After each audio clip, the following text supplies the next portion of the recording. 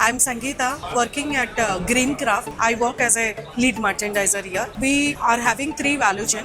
One of them in Odisha, where we work with around 2,000, say like it 3,000 women. Tribal women actually work from the they go to the forest. The season starts from April to June, and October to December. Two times they pluck. They bring the leaf to the center. They pin it with the natural pins like this, and they hand dried it in the they do it with the hand, dry it in the sun for some time, then they segregate the product for quality, because leaf itself has lot of holes, lot of fungus itself, so they clean it up, they do the stitching into it.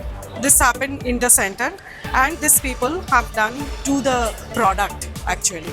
This product we market all over India, a few countries in abroad like UK, Middle East. We have the certification for everything we do, like the thread, the gum, the board, everything. And these are actually study leak proof, food safe, biodegradable, and ethically sourced. So we are working with many food chains, quick food chain. They are actually taking the product monthly basis, like they are our continuous buyer. As per their design also we have done the product, because we do customized also when it is the coming into the bulk order or continuous order.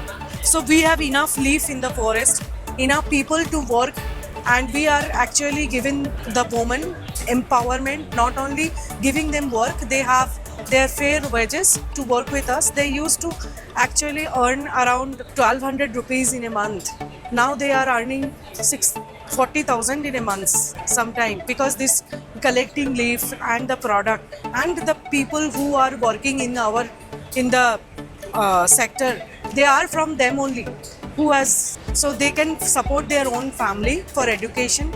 We are not only giving them product, we are actually doing the whole empowerment of the woman, giving them training for their self development and education.